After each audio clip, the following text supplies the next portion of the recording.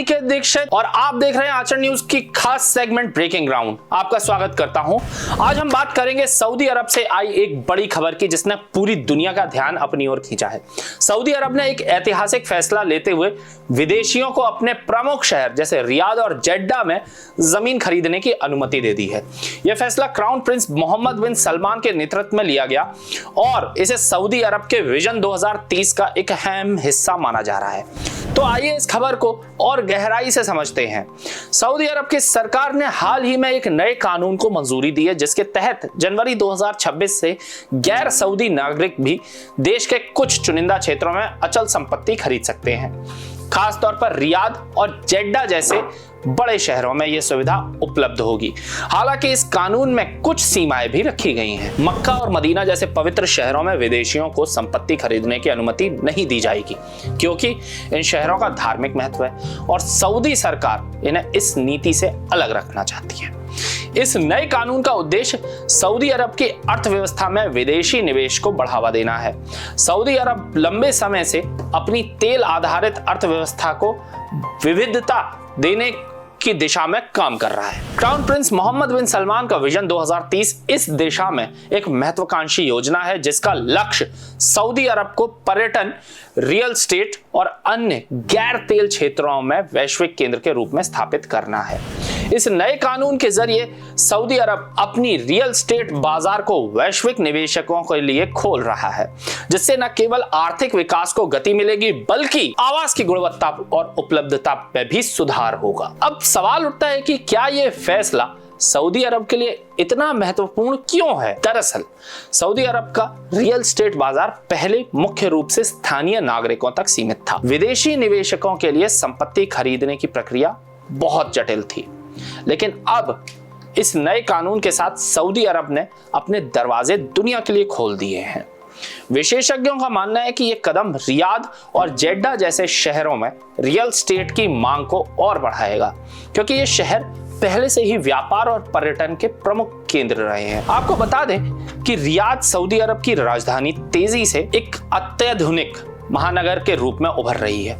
यहाँ बड़े पैमाने पर निर्माण कार्य चल रहे हैं जैसे कि मुकाब नामक दुनिया की सबसे बड़ी इमारत का प्रोजेक्ट। वहीं जेड्डा लाल सागर के तट पर स्थित एक महत्वपूर्ण व्यापार और पर्यटन का केंद्र है। इन शहरों में विदेशी निवेशकों को संपत्ति खरीदने की अनुमति मिलने से रियल एस्टेट सेक्टर में एक नई ऊर्जा का संचार होने की उम्मीद है। इसके अलावा यह कानून सऊदी अरब के पर्यटन क्षेत्र को भी बढ़ावा देगा। विजन 2030 के तहत सऊदी अरब ने लाल सागर तट पर कई लग्जरी रिसोर्ट्स के निर्माण शुरू किए हैं। इनमें से कुछ जैसे रिट्ज कार्ल्टन रिजर्व पहले ही खुल चुके हैं।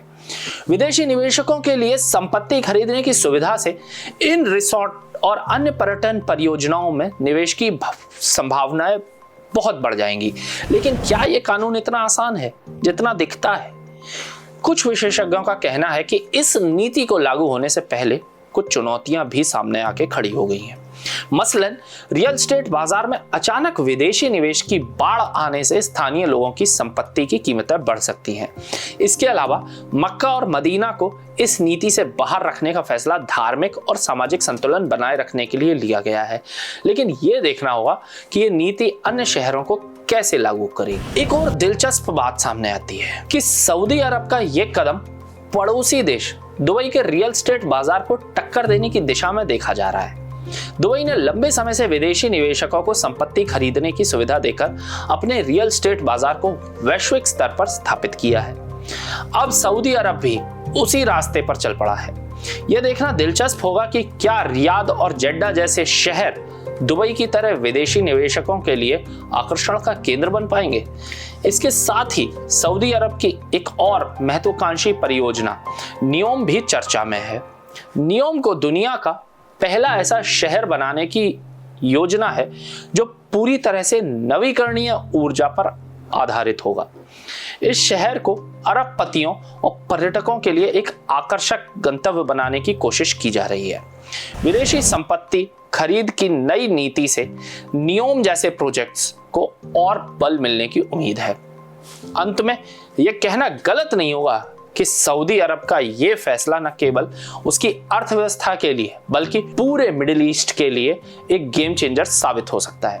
क्राउन प्रिंस मोहम्मद बिन सलमान की अगुवाई में सऊदी अरब एक नई दिशा में तेजी से बढ़ रहा है और यह कानून उस दिशा में बढ़ने के लिए एक कदम की तरह देखा जा रहा है। तो यह थी आज की एक खास रिपोर्ट। मैं आपसे मिलूंगा अगले एपिसोड में अगली स्टोरी के साथ। तब तक जुड़े रहे आचरण न्यूज के साथ। नमस्कार। देश दुनिया की सभी खबरें देखने के लिए जुड़े रहिए आचरण न्यूज से। आचरण न्यूज, हर कदम आपके साथ।